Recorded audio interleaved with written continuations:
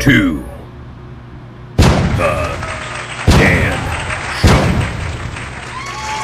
Starring Dan Whalen. Hey guys, welcome back to my show where we talk about all things movies, TV shows, and cigars.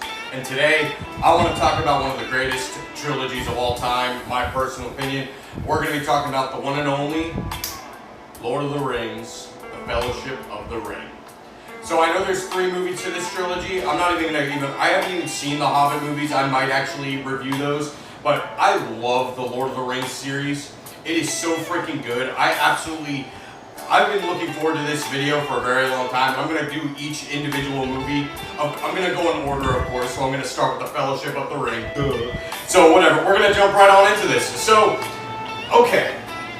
I'm going to say, like, this whole trilogy is so basic. But we're going to start with, the first one. So, I love the introduction to this movie, which is, the elves are in Mordor. They're fighting Sauron, and it's just not looking good, and then next thing you know, they're in a battle, they're so close to victory, then Sauron himself comes out with this big old, whatever you want to call it, mace thing, and he is just chucking these freaking elves and men, he's just kicking their ass, and it's just man, how the flip do you beat this, it's such a good movie, it's probably the best intro to a movie, ever.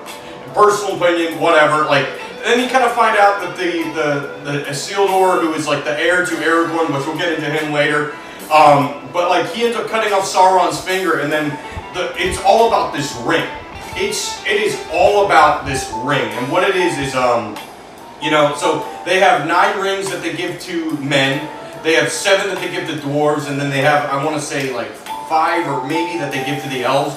I know that's probably wrong, so I'm gonna feel that in the comments, whatever. But they're meant to kind of they're meant to symbolize power. They are given to these people because they're either royalty or they deserve it or something like that. But then Sauron, who made these rings, created 1 extra ring in secrecy, which ends up being the 1 ring to rule them all, which enables him to essentially control all the other ones.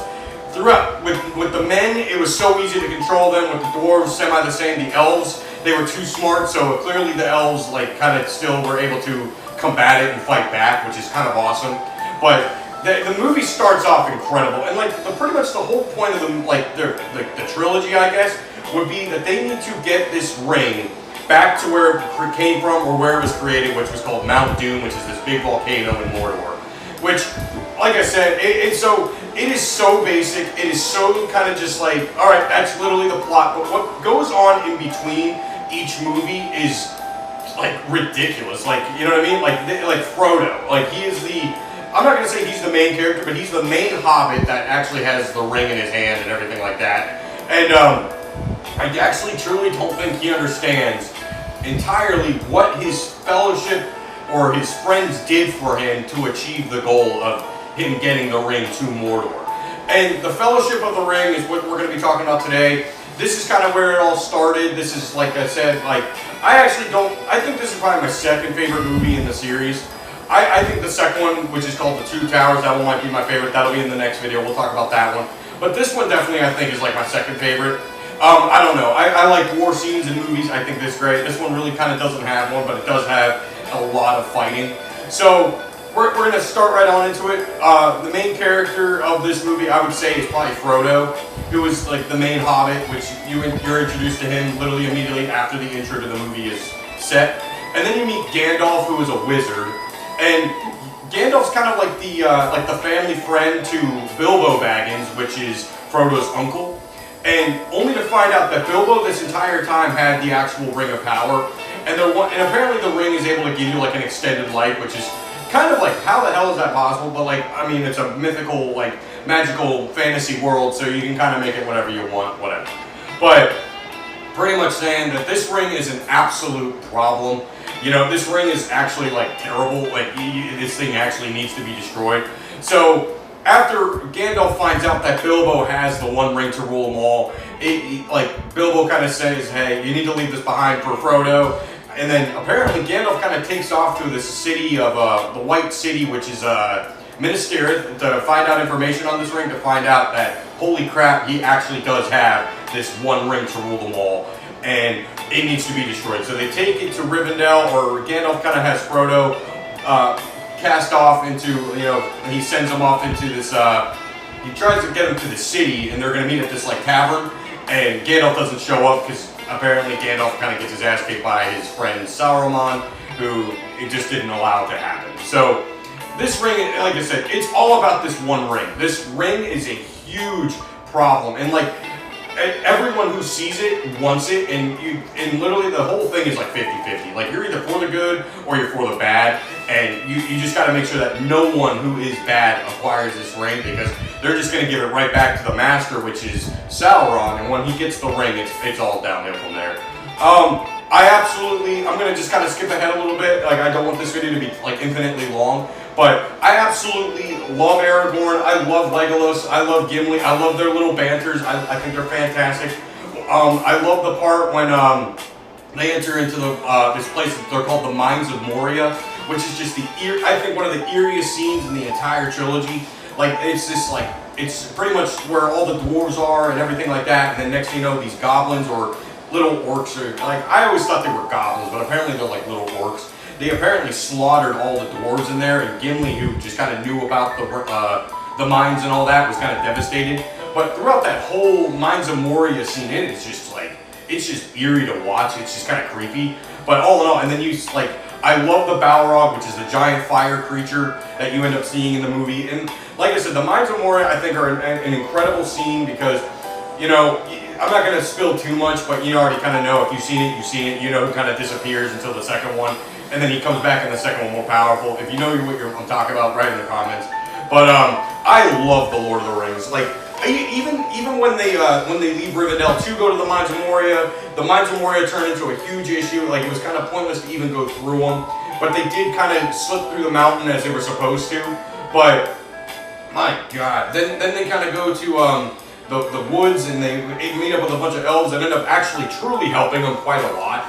And like I said, there is so much in these movies. Like, they're all really good, and they're all incredibly long. So I watched if you wanted to have like a binge with it, and you wanted to watch all 3 movies with the extended editions and everything, you're looking about like almost like 12 to 13 hours of content. Like, these movies are really long, and I'm talking, some of them are like 4 hours each, some of them are 3.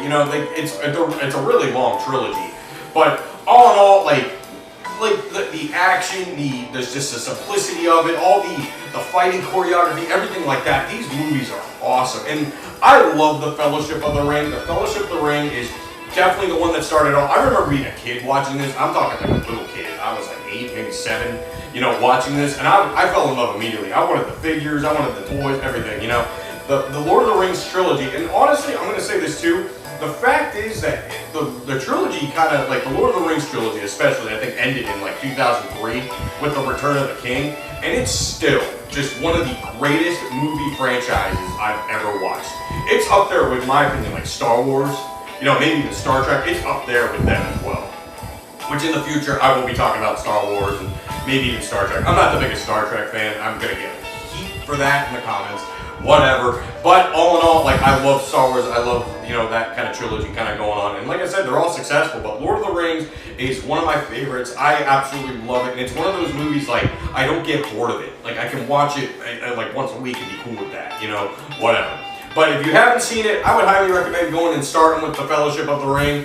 Keep track with these. Like I said, like as of today, I'm going to just do the Fellowship of the Ring. I'm going to do the other ones. I'll do the next one, which will be the Two Towers, and then of course after the Two Towers, I'll do the Return of the King. And I don't know. I haven't decided if I'm going to do the Hobbit movies yet.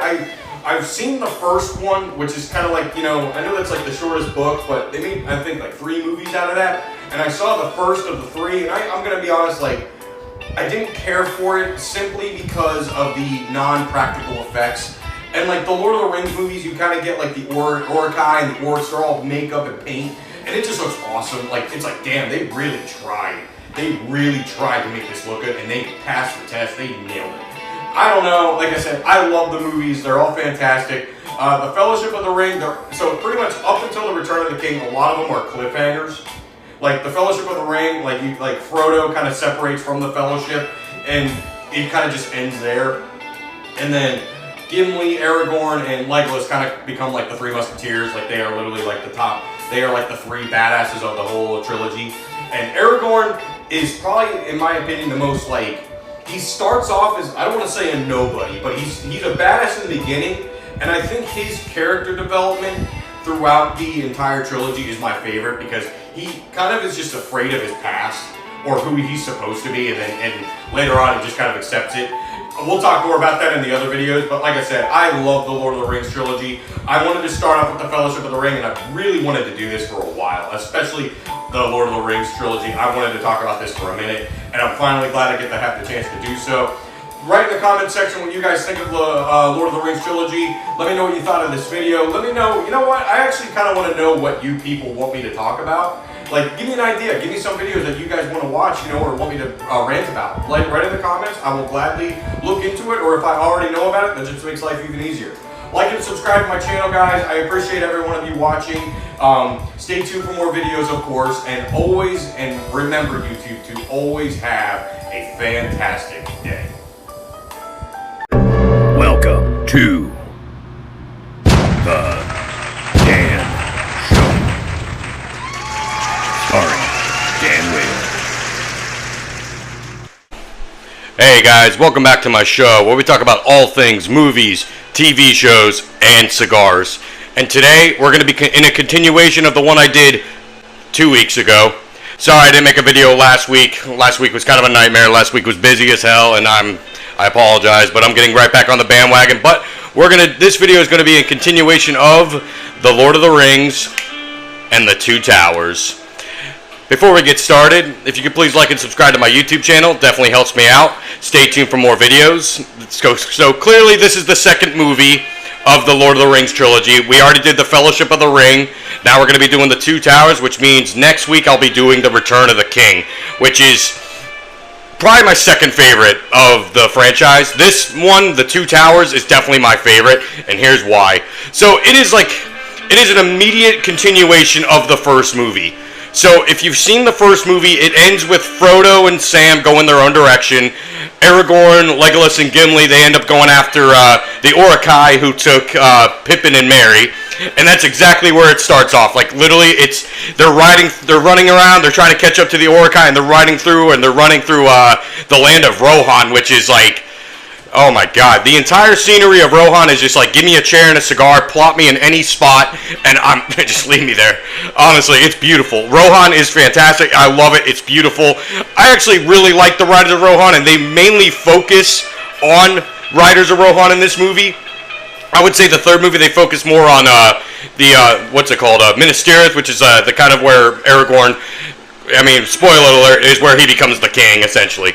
But this one's definitely my favorite. I definitely like the character development in kind of all of them. Like, this movie is probably the prime definition of, like, they are hopeless. Like, the entire movie is so, like everyone's, like, mopey and hopeless, and nobody has, like, faith that they're gonna survive this, you know? And in this movie, it almost kind of seems like the bad guys win, or they're winning, like, by a long shot, you know? And then, so here's the deal, though, like, it's, like, they end up, so we're gonna jump into where, like, Frodo and Sam are. Frodo and Sam are completely lost. They have no idea where they're going, and like I said, the prime point of this whole trilogy is to get this little ring all the way to Mordor to destroy it so that the king or the Dark Lord Sauron can't, you know, come alive again or can't take over the world like he was supposed to back in the day, whatever. But all in all, like, this one's definitely my favorite because, like, I definitely like that, like, at the end of the movie, it all kind of, like, they kind of have, like a little glimmer of hope and inspiration where they're like, holy crap, we actually might have a chance on beating these orcs and these Uruk-hai and the Dark Lord Sauron, you know, whatever. It's like, I don't know, like, this movie's definitely my favorite because of, like I said, the character development. Everyone's kind of, like, hopeless, but at the end, they all kind of, like, band together to create, like, this huge, amazing alliance between Rohan and, Gondor and everything. They kind of eventually become one, but you'll find out more about that in the third movie. But I'm going to say it, I love the Helm's Deep War in this movie. Something about it, like, I love when the elves show up. The elves are, I think, like, probably the coolest part of the movie is when they literally march into Helm's Deep's gates, and, you know, like, they're talking, and they are just so in sync with, like, everything they do. I think it's amazing. I think it's cool as hell. And like I said, like I if you haven't seen these movies, I would really recommend these movies. Seriously, like the franchise literally came out in the early 2000s, and still to this day they are heavily and huge, and they are very, very popular. So I would definitely recommend these movies to just about anyone. But I'll tell you what, like I said, just the character development's amazing. Like so Rohan has this king. His name is King Theoden, and he's under a spell of some sorts. Like he's under a spell by Saruman, which is the other wizard that Gandalf fought in the first movie. And he ends up just kind of turning. He just ends up breaking bad. He just becomes a bad guy. He kind of just sees it as like, hey, we must join Sauron because there's no other option, which is wrong apparently. Like they don't believe in that, or at least Gandalf didn't. But Gandalf then in this movie comes back as Gandalf the White, which is a far more powerful wizard than Gandalf the Grey, who was pretty much him in the first movie.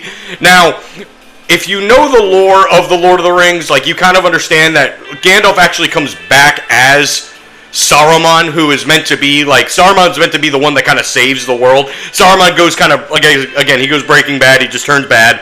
So that means when Gandalf dies after fighting the Balrog in the first movie, he comes back as Gandalf the White to essentially do what Saruman's job was, which is pretty much side with humanity and figure out how to win and blah blah blah, whatever. But like Gandalf in this movie is like twice as more powerful as he was in the first one. If you thought he was OP in the first one, this one he is super OP in this one. But all in all, like Gandalf's a badass. Gandalf is freaking cool. Like he's like literally the guy you always typically want on your side. He just knows the answer to everything. He knows how to do pretty much everything. He is definitely a hardcore ally, and you really see that in this movie. So pretty much everyone in this movie is essentially everyone's level up to the third movie, which I can't wait to get into the third movie. I think the third movie is going to be fun to talk about, but like I said, this one's definitely my favorite, just because I like that everyone literally upgrades in this movie. Like Aragorn, he becomes more of a leader that you actually see him lead an army in this movie, which is in Helm's Deep. Legolas and Gimli, they become like really close as friends. Like I love their number counting every time they're killing like the orcs on Helm's Deep. Like he turns at Gimli turns at Legolas and goes, "Hey man, I already got 2," and Legolas is like, "I'm on 17," and then they go like, "Oh shit," and then Gimli's like, "Oh hell no, like you're not passing me on this one." But like I said, I love the character development in this one. Everyone, like I said, upgrades. Like they go from here to there. But Frodo and Sam, they're kind of like I said, I kind of veered off a little bit, but they're on their own little path, and they're on the most important path, mind you, because like I said, they're the one holding the one thing that these evil creatures are looking for, and Saruman or Sauron, whichever one, whoever catches it, like it's over. Like that is the end of the war. That's the end of humanity, essentially. If we're talking about like how this really kind of rolls out. So, but like I said, the movie is really good. I really like it, and the thing is, like we're introduced in this movie to a character called Faramir, who you'll learn more about him in the third one, and you actually go to understand that in the first movie there was a character named Boromir who was actually a part of the companions, like of the Fellowship of the Ring, one of the 9 companions. He's actually the one that dies at the end of the first one. So Boromir and Faramir, which is introduced in this movie, they're actually brothers. Spoiler alert, well, there you go, whatever. But I actually really kind of feel bad for Faramir because he's a great fighter, but he's always was, if you kind of watch the extended editions of these movies, you go to kind of understand that he's like more of like the shadow of his brother. Which is kind of sad, but like, because you're introduced to his father in the extended editions, but if you don't have the extended edition of the Two Towers, you have no idea who Denethor is until you get to the third movie, which Denethor is just kind of a scumbag. He's just kind of an ass. He's like the hand of the king who's no longer there, but he's kind of just a dick. Like, yeah, you gotta watch it. You'll understand what I'm talking about. I think he kind of gets what he gets. Like, whatever happens to him, which is in the third one, he kind of has it coming to him, but like we'll get to that later. But all in all, like I said, Faramir is a cool character. Like I said, he's always in the shadow of his brother Boromir. But Faramir is kind of like this. I think he's perfectly capable. Like he's actually like he's a commander. He's like a general kind of thing. Whatever. He's kind of good at what he does, but he's always just second best to his brother who's now dead. It kind of sucks. Whatever. But all in all, like I said, like he kind of starts off bad. Like he actually kind of starts off as like a problem for Frodo and Sam, and then they end up getting under attack. I can't remember the name of the city. Athelion or something like that. Anyway, but like it's kind of like already a ruined city that's now under attack, and they're trying to save it, and they actually have to make their way back to Gondor, which is like probably like a mile away. If you're looking at statistics or looking at a map, it looks like about a mile away. But all in all, like I really like this one. This one's definitely my favorite. Like I could talk all day about the freaking Helm's Deep War. Like I don't know what it is. I don't know if it's a guy thing or what, but something about like tens of thousands of people or orcs or whatever just marching in a sync like line. I don't know why, but I just think it's cool. And like you definitely see it in this movie. Like they're so outnumbered. Like I think Legolas says, he's like, it's literally 300 versus 10,000 Uruk-hai. And Uruk-hai are like the tougher, bigger, monstrous versions of what orcs are. And that's kind of like where like you're really like, dude, they're screwed. Like they are so screwed. Like it's not even a joke. Like they are literally just, they're screwed. You know what I mean? Like 300 versus 10,000, they're outnumbered like 1,000,000 to 1. You know what I mean? But that's when you kind of see the elves show up. The elves just kind of show up. Like, no warning, no whatever. They just kind of show up and they're like, hey, we heard that this was happening and we want to fight side by side with you guys one more time. And that is exactly what happens. And that is when you get the most epic war scene, war anything, in any Lord of the Rings movie, period. I absolutely love the war. Like, everything about it. Like, it goes from this hopeless, like, we don't stand a chance to, oh my God, there's actually hope now. And there's something about that that's just uplifting, powerful. And I mean, they do kind of semi-get their butts kicked, but they do end up winning the war because Gandalf rides off kind of right before the war to get reinforcements, which he comes back with it. He really does. And like I said, I would highly recommend this movie. This one's definitely my favorite. Like, I'm going to say it. Like, I'm not going to rank this one because I keep saying it's my favorite, and like honestly, I really don't think you can rank these because they're all incredibly good. I'll tell you the truth, I don't know anybody, I've never met a person that does not like this franchise. Let me know in the comment section what you think. Like I said, I'm a huge Lord of the Rings fan. I have the ring somewhere. I have Aragorn's sword somewhere. It's all packed away, but whatever. But I do have it. But all in all, like I love this franchise. This franchise it's like almost nostalgic. You know, every time I watch it, I kind of feel like a kid. And here's a little story about this one. I remember being in first grade, and I know, right? Anyway, like literally, and I remember I was in the middle of my classroom, and then I got the intercom like called my name to the office, saying that I'm getting ready to leave, and I was like, oh hell yeah, being a kid, that's like the greatest day of your life. It was a Friday. You're like, oh crap, yeah, I'm leaving early. So I go there, and my mom's sitting at the office, and she's like, all right, let's go. And I swear to God, I wish she was here, and I can confirm it eventually, but she literally picked me and my brother up from the same school so we could go see Lord of the Rings in theaters. And I'm like, oh my God. And I remember watching this movie as a kid, which you would think probably for a first grade it's a little violent, but kids and people were tougher then, I guess. I don't know. Kids today, I'm not getting into it, whatever. But like, all in all, like, I love this movie. This movie was fantastic to watch. It was visually pleasing. I also really like that none of it is, like, some of it is CGI, but I prefer the makeup. Like, I like the makeup that the orcs have, that the elves have. It looks more real. It's practical. It looks legit. It doesn't look fake. And I think that's what I really liked about the first Lord of the Rings series, like 1, 2, and 3, the Two Towers, all them, because when you kind of get to The Hobbit, which I have not decided if I'm getting into the Hobbit movies yet, you see a lot more of the CGI involved, and it kind of turns me off, man. I just don't really care for it, whatever. But like I said, I haven't decided if I'm going to go over those yet, whatever. But anyway, like I said, I love the Two Towers. I think the Two Towers is my favorite in the franchise. Let me know what yours is in the franchise. Write in the comment section what yours is in the franchise, because like I said, I absolutely love this movie. This one is definitely my favorite. And like I said, I just like the whole, it starts off as they are completely screwed, and then throughout the movie, they get more and more hope on their side, and they end up actually potentially standing a chance against this evil that is taking over Middle Earth. And like I said, there's something about it. I just really like it. I'm a very positive guy. I like uplifting. I like to make things feel better. I like to inspire hope myself, and that's what I probably really got out of this movie. But the third movie, a lot of that kind of transitions but they end up winning in the end, and I'll talk more about that in the next video. So thank you guys for watching my videos. Please like and subscribe again. I would really appreciate that, and make sure you guys always remember, and I'm going to just keep reminding you every time you watch one of my videos, is to always have a fantastic day. Welcome to the Dan Show. Starring Dan Whalen. Hey guys, welcome back to my show where we talk about all things movies, TV shows, and cigars. And today we're going to be doing the third movie in the Lord of the Rings trilogy. We are going to be talking about The Lord of the Rings and The Return of the King. Before we get started, if you could please like and subscribe to my YouTube channel, it definitely helps me out, and stay tuned for more videos. Like I said, I say this probably every time because it's only true. I love doing this. This is actually a lot of fun. So, more subscribers, more likes, it definitely keeps me motivated on doing this. Even without them, I have no problem spitting out movies for you guys. This is a great time, and thank you for those who watch. We're going to jump right on into this. We're going to talk about the third movie.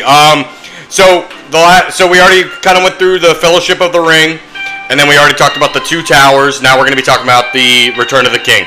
So this one pretty much immediately picks up after the Helm's Deep War in the second movie. I already talked about the second movie. If you didn't see that one, I'll see if I can put the link in the description of the second one. Even the first one, I'll put it all down there for you. Not an issue. But this takes place immediately after the Helm's Deep War. And then they kind of, in this situation, they're kind of like, we're kind of where Rohan is right now. Rohan was more about, like, with the horseback riders and everything like that. They're more of the second movie. This movie, we're going to be talking more about Gondor, which they have a city called Minas Tirith, which that's pretty much the main setting of the movie. And they're kind of in a pile of shit. And when you watch the movie, you'll understand what I'm talking about. So, Rohan, after the Helm's Deep War, you can kind of get like a vibe that they're kind of taking like a little break from things. Gandalf, and there's another hobbit, his name's Pippin. Pippin is kind of like the one that just kind of, he's kind of an idiot, alright? He's kind of an idiot, alright?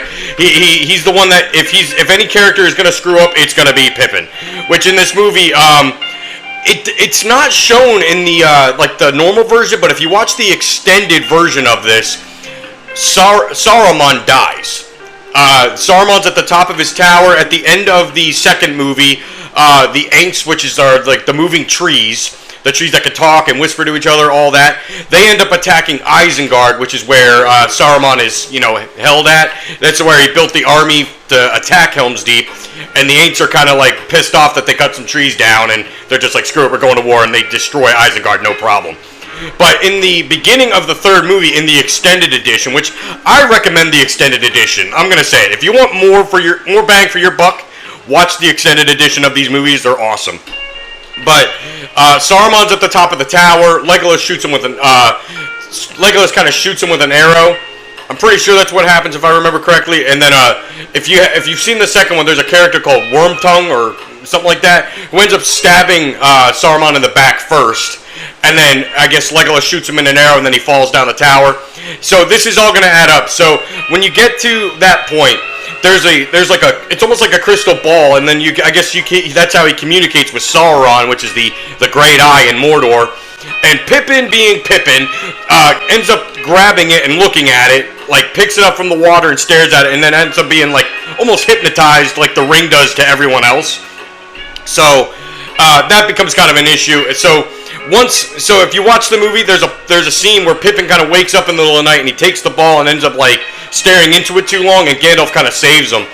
And then Pippin kind of gives some clues as to like a white tree, and the city is burning, and the only place that Gandalf can think of that makes sense would be Minas Tirith. So Gandalf and Pippin ride to Minas Tirith to try to, like, I guess, warn everybody of what's going to come. I guess the ball itself kind of says, hey, we're about to send all these Uruk-hai and orcs to Minas Tirith to destroy you, and pretty much, the premise of the movie is to destroy humanity. Fudge, man, that sucks. So anyway, they end up going there, and now I'm going to fast forward a little bit. So Pippin ends up, there's a guy named Denethor, and I know I talked about him. That's Faramir and Boromir's dad. He's not truly introduced in the normal versions, but in the extended versions, you see him in the second movie. Which this guy just sucks. Like, Denethor sucks. Like, I get why his character's there, but he is just, like, hopeless. Like, he sucks. Period. Just bad. He's just not a good character at all. But, all in all, whatever. He pretty much decides that he's not gonna go to war with anything. He's just not gonna do anything about what's about to happen. And Gandalf is, like, kind of like, ah, dude, screw that. So, what ends up happening is, like I said, Rohan's kind of taking a little break here. And then you have, Minas Tirith that's about to be under attack and potentially might be destroyed, whatever. Pippin ends up climbing a tower or like a mountainside, and he ends up lighting a beacon.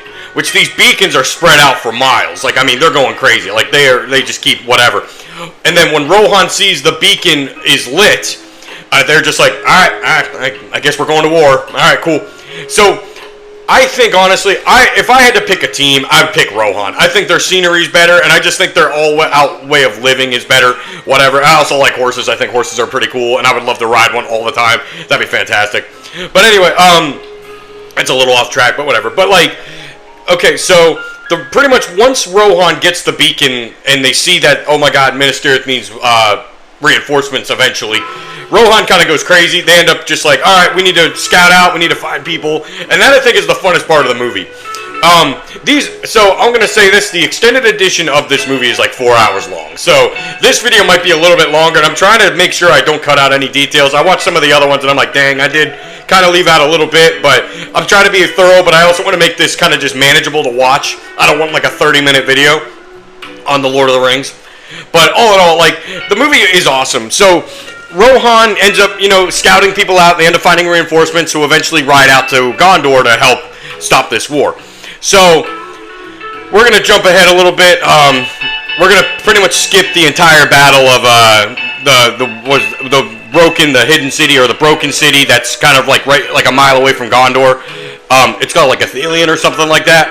Athenian, something crazy like that. Anyway, so that city gets overrun by orcs, and the reinforcements, or the guards that were guarding that ruined city, had to retreat back to Minas Tirith.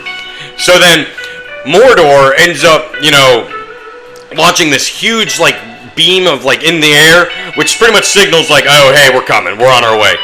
And I mean, out of this black city that's pretty much the city of the dead, I guess, it is just like an infinite amount of orcs just walking out of it, and they're marching to the city of Minas Tirith, which, I'm going to say it, that's pretty intimidating. If you know what I'm talking about, like, there's a part where Denethor, like, kind of loses all hope, and he kind of walks over to, like, the edge, and he looks down, and you just see almost like a mile-long stretch of orcs, and he's just like, that's it, we're dead, we're screwed.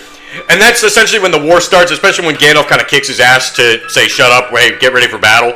I think that's the funniest part of the movie, because someone had to do it, and if anyone was going to do it, it was going to be Gandalf to shut that dude up. Anyway, that guy, so I'm going to just kind of skip ahead to how he dies. His son was one of the guards in Athelion, and he ends up getting really injured, and he almost tries to cremate him while he's alive, which makes no sense, because Denethor, for some reason, just hates Boromir, which is one of his kids. And Denethor ends up catching fire and falling. He ends up running off the cliff of Gondor, like he runs off the city balcony, pretty much, of Minas Tirith, and he falls into just nowhere land, and just that's how he dies. I honestly, like I said, you're gonna hate this character just as much as I do, probably. He just sucks. I'm gonna say it, I just don't like the character, but whatever. Life goes on.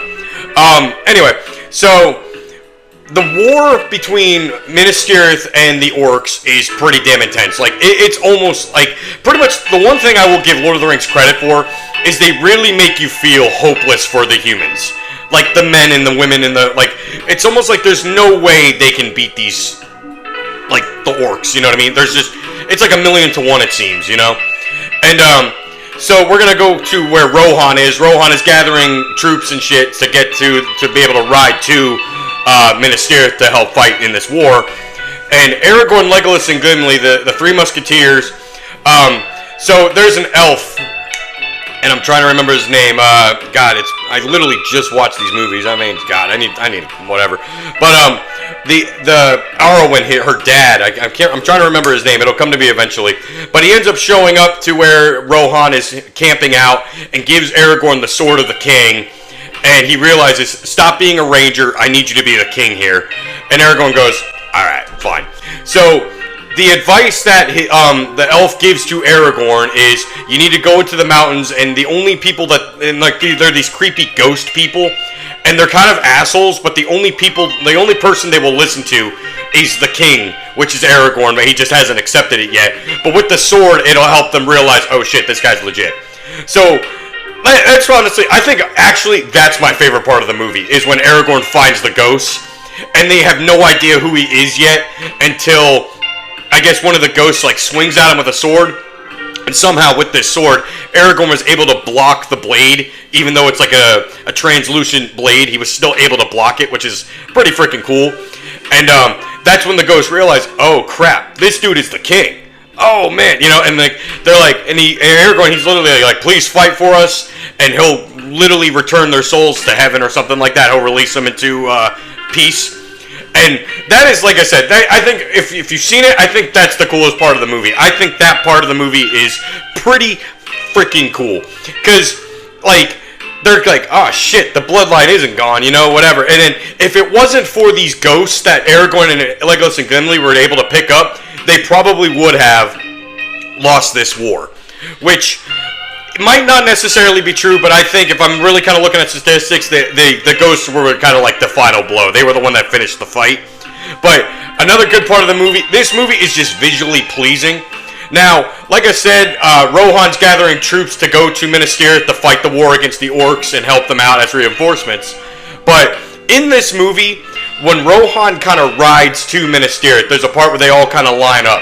And King Theoden, who was the king that was, I guess, poisoned by Saruman in the second movie, he's kind of like a huge inspiration, and like even he kind of realizes, like, this might be it, guys. Like, this might be the end of humanity, but we're gonna go down fighting. And the speech before the Riders of Rohan charge into where all the orcs are is like almost like it's a monumental scene. It's almost tear-jerking. You know what I mean? Like when he gives this speech. It might sound stupid, but every time I watch this movie and I hear the speech, I feel like I have to get up and work out. I don't necessarily know why that is, but like I said, that is another part of the movie that is just insanely cool. I absolutely love that part. Like, it is so cool. And when they, like, the Riders of Rohan theme music in the background and they're just charging, oh my god. Beautiful. Beautiful, beautiful, beautiful. And like I said, that reinforcements, because, I mean, with the horses, they're just kind of, like, running these orcs over. But then, they almost have victory until, like, they're, like, the Eastlings or whatever they're called, and they show up with the elephants or whatever, which is, just, like, a fancier way of saying elephant. But these elephants are, like, 100 feet freaking tall, and they're able to just kind of crush everything that they come into contact with, which... If you've seen the movie, if you haven't seen the movie, just get ready for the Legolas just taking the elephant down on his own. That's like I think that's just a big show-off scene, but it's still pretty darn cool. But if you know what I'm talking about, you know, it's a pretty sick scene. So let's put it this way. Again, going back to the ghosts, Aragorn and Legolas and Gimli show up on the ships where the other Eastlings were supposed to come on and help bring reinforcements to the orcs. But instead, the ghosts, I guess, took over those ships, and Aragorn, Legolas, and Gimli show up with the ghosts on that boat. So, that's essentially when that war ends. And then they kind of realize it's not over because Frodo and Sam, we haven't forgot about them, they're like this close to getting the ring to Mordor, and they're actually able to, I guess, at the end of this movie, let's just say they win. They end up putting the ring in Mordor, they end up stopping it, whatever, and like I said, they end up putting the ring into the Mount Doom, and the ring ends up being destroyed. Like I said, guys, this movie is incredibly long, and I'm trying to just give you the best sum up of what I felt like was the coolest parts of the movie. I don't know, like I said this before, but there's something about, like, charging, like, standing, like, wars with, like, armor and knights and stuff that, I don't know if it's a guy thing or what, but there's just something cool about that. I don't know what it is, but, once the war for Minas Tirith is over, they have, like, a council meeting up in the chambers, I guess, and then they kind of realize that they have to march to the Black Gates of Mordor to, I guess, give Frodo and Sam a little bit more time to do their job. Because Boromir saw them in the second movie, and he told them that they're not too far away from Mordor, so Frodo and Sam, they actually have hope that there might be a chance here. So, Aragorn now kind of accepting his role as the king. He's now taking lead, he's now taking charge, and he actually ends up marching half of Rohan, half of what's left of Rohan, and half of what's left of Minas Tirith and Gondor to the Black Gates to give Frodo and Sam more time. Only to find out that there's like tens of thousands of more orcs inside of Mordor. This is essentially like where they kind of like lose all hope. And only in the extended edition of the movie, there's this character called the Mouth of Sauron, I'm sorry.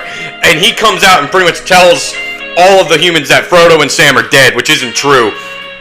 And then pretty much once he kind of like starts spitting out his bullshit, Aragorn just kind of chops his head off and he goes, I don't believe him. And they kind of go back to where they're making their last stand essentially. And Aragorn, again, something about motivational speeches. Aragorn gives his own motivational speech to the rest of the humanity that's actually in front of the Black Gates. And that's another uplifting, amazing speech right there that's like, okay, now I have to work out again. Thanks, Aragorn, whatever. And then once the Black Gates open and all the orcs come out, they surround the remaining troops. And, like, when you see it, like, if you're watching the movie, you already know, like, oh god, they're screwed. Like, that's it. They're done. You know what I mean? But, Aragorn kind of has, like, a weird, like, glimmer of hope. Like, he has, like, one last, like, inspirational thing, and he turns around, he looks at the rest of his troops, and he goes, for Frodo. And he immediately just charges after them. Like, and I don't know, man, like, this movie is really cool. I still think the second one is my favorite, but this one I think might take, like, a close, like, this one might almost be tied with the second one. There is nothing wrong with the first one, but I just thought there was a lot more going on in the next two movies prior to the Fellowship of the Ring. Now, within this battle of out front of the Black Gates, Frodo and Sam were managed to get the ring into the volcano, which is Mount Doom, and then essentially destroy Sauron, which you actually watch the Great Eye and the tower that it sits on just fall down. I'm not going to tell you what happens to Gollum. I would just kind of suggest watching the movie and finding out, because, like I said, I actually kind of feel bad for Gollum. Gollum was just a victim of the ring. He's the one that had to torment and was greatly manipulated by the ring more than I think any other character in the whole show. And, not for nothing, but, like, at the end of the second movie, Frodo and Sam kind of do backstab him a little bit, which they kind of didn't really have a choice, but it is what it is. But I think Gollum may have been a character that could have been salvageable, may have been redeemed, but maybe not. I don't know. Put in the comment section what you think. I think if Frodo and Sam did things a little different, I think Gollum would have ended up a lot different than he did at the end of the movies. I think he actually would have been, like, a redeemable character. Write in the comment section what you think. Considering how ugly he is and how, like, deformity is and everything, I still think there may have been a chance. Anyway, like I said, put in the comment section what you thought. But like I said, I'm not going to go into details of what happens to Frodo and Sam after the ring is destroyed.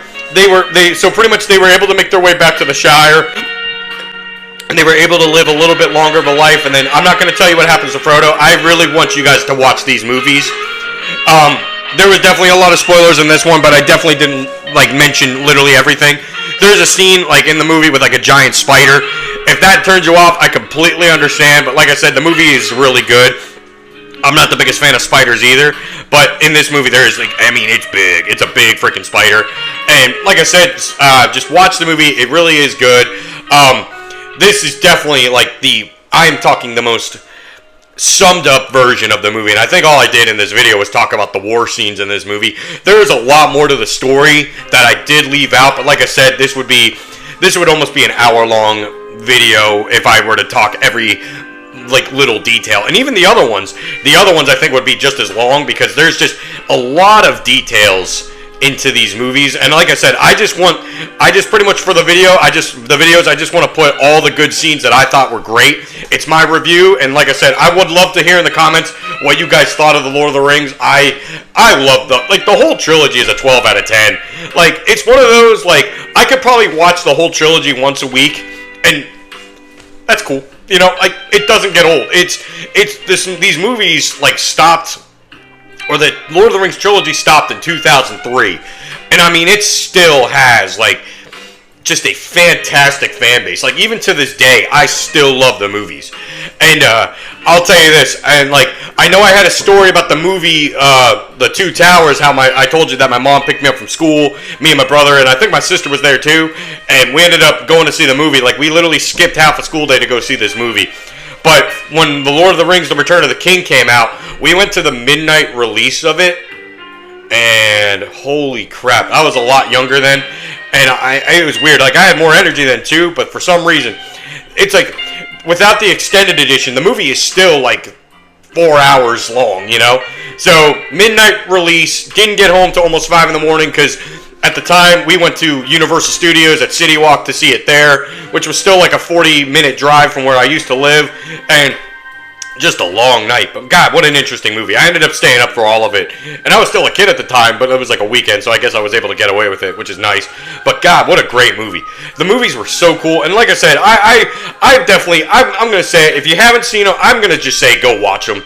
Like, just take a day off, or, you know, pick a Saturday, make a bowl of popcorn, you know, do whatever you want to do. Get a glass of whiskey, smoke a stogie, whatever you want, you know. But watch the movies. These movies kick ass. These movies are awesome. And like I said, like, I definitely, if I had to go in the order of which ones I like, I definitely like, it'd be second, third, and first. Those are the orders, so that's my order. Let me know in the comment section what you thought of, like, what order you like. But all in all, the story is pretty fantastic. Like, everybody has, like, loopholes on, like, how they could have made the ring go to Mount Doom sooner, which we all know the Eagles thing, you know, my God, we get it. But all in all, like I said, I like the movie a lot. Like I said, go watch them.